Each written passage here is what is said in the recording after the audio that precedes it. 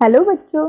आज मैं आप सबको पंचतंत्र की एक और कहानी सुनाने जा रही हूँ जिसका नाम है शेरनी का तीसरा पुत्र। तो चलो अब हम ये कहानी स्टार्ट करते हैं। किसी घने जंगल में एक शेर और शेरनी साथ रहते थे। वे दोनों एक दूसरे को बहुत प्रेम करते थे। हर दिन दोनों साथ में मिलकर शिकार करते थे और मारकर शिकार को बराबर खाते थे। दोनों के बीच में विश्वास और भरोसा खूब था। कुछ समय के बाद शेर और शेरनी दो पुत्रों के माता पिता बन गए। जब शेरनी ने बच्चे को जन्म दिया तो शेर ने उससे कहा कि अब से तुम शिकार पर मत आना, घर पर रहकर खुद की और बच्चों की देखभाल करना। मैं अकेले ही हम सबके लिए शिकार लेकर आऊंगा। शेरनी ने भी शेर की इस बात मान ली और उस दिन से शेर अकेले ही शिकार करने के लिए जाने लगा। वहीं शेरनी घर पर रहती और बच्चों की देखभाल करती। बदकिस्मती से एक दिन शेर को कोई भी शिकार नहीं मिला। थक कर जब वह खाली हाथ घर की तरफ जा रहा था तो रास्ते में उसे एक लोमड़ी का बच्चा अकेले घूमते दिखा।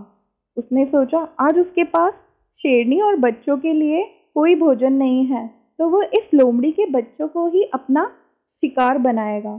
शेर ने लोमड़ी के बच्चे को पकड़ लिया। वो इतना छोटा था जिस वजह से वो उसे मार नहीं सका। वो जिंदा ही उसे घर लेकर गया। शेरनी के पास पहुंचकर उसने बताया कि आज उसे एक भी शिकार नहीं मिला। रास्ते में उसे एक लोमड़ी का बच्चा दिखाई दिया तो वह उसे ही ले आया। शेर की बातें सुनकर शेरनी ने कहा, जब तुम इस बच्चे को नहीं मार पाए तो मैं कैसे इस बच्चे को मार सकती हूँ। मैं भी इसे नहीं खा सकती हूँ। इसे भी मैं अपने दोनों बच्चों के साथ पाल पोस कर बड़ा करूंगी। आज से यह हमारा तीसरा पुत्र होगा। उसी दिन से शेरनी और शेर लोमड़ी के बेटे को अपने पुत्रों की तरह ही प्यार करने लगे। वह भी शेर के परिवार के साथ बहुत खुश रहने लगा। उन्हीं के साथ खेलता कूदता और बड़ा होने लगा। तीनों ही बच्चों को लगता था कि वो सारे ही शेर के बच्चे हैं। जब वह तीनों कुछ और बड़े हुए तो खेलने के लिए जंगल जाने लगे। एक दिन उन्होंने वहां पर एक हाथी को देखा। शेर के दोनों बच्चे उस हाथी के पीछे शिकार करने के लिए जाने लगे। वहीं लोमड़ी का बच्चा डर के मारे उन्हें ऐसा करने से मना करने लगा। लेकिन शेर के दोनों बच्चे ने लोमड़ी की बच्ची की बात नहीं मानी और हाथी के पीछे जाने लगे और लोमड़ी का बच्चा घर वापस अपनी माँ के पास आ गया। कुछ देर बाद जब शेरनी के दोनों बच्चे भी वापस आए तो उन्होंने जंगल वाली बात अपनी माँ को बताई।